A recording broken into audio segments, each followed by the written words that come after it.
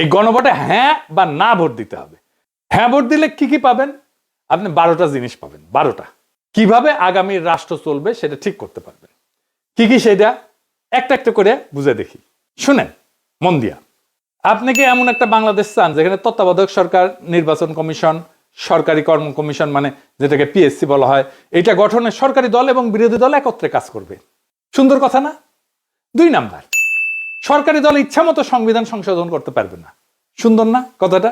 3 number, সংবিধানের গুরুত্বপূর্ণ পরিবর্তনের ক্ষেত্রে গণভোটের বিধান চালু হবে। সুন্দর না? আমরা সবাই মিলে ভোট দিয়ে ঠিক করব। 4 নাম্বার, বিরোধী দল থেকে ডেপুটি স্পিকার এবং গুরুত্বপূর্ণ সংসদীয় কমিটি সমূহের সভাপতি নির্বাচিত হবেন বিরোধী দল থেকে। সুন্দর না? যত মেয়াদী হোক কেউ সর্বোচ্চ 10 বছরের বেশি প্রধানমন্ত্রী থাকতে পারবে না। সংসদের নারীর প্রতিনিধিত্ব পর্যায়ক্রমে বাড়বে। ক্ষমতার ভারসাম্য প্রতিষ্ঠার জন্য পার্লামেন্টে একটা উচ্চ কক্ষ গঠিত হবে। দেশের বিচার ব্যবস্থা স্বাধীনভাবে কাজ করবে। সুন্দর কথা না? আপনার মৌলিক অধিকারের সংখ্যা বাড়বে। কি রকম একটা মৌলিক অধিকার হইতেছে ইন্টারনেট সেবা কখনো বন্ধ করা যাবে না, এটাকে মৌলিক অধিকার হিসেবে ঘোষণা দিবে। তার হাসিনা এটা বন্ধ করে দিছিল। দণ্ডপ্রাপ্ত অপরাধীকে রাষ্ট্রপতি ইচ্ছা মতো ক্ষমা করতে পারবে না। ফাঁসি দিলেও তো ক্ষমা করে দেয়, জেল দিলেও ক্ষমা করে দেয়। রাষ্ট্রপতি এবং প্রধানমন্ত্রী ক্ষমতার মধ্যে ভারসাম্য থাকবে। রাষ্ট্রভাষা বাংলার মর্যাদার পাশাপাশি অন্যান্য জাতিগোষ্ঠীর ভাষাও সাংবিধানিকভাবে স্বীকৃতি হবে।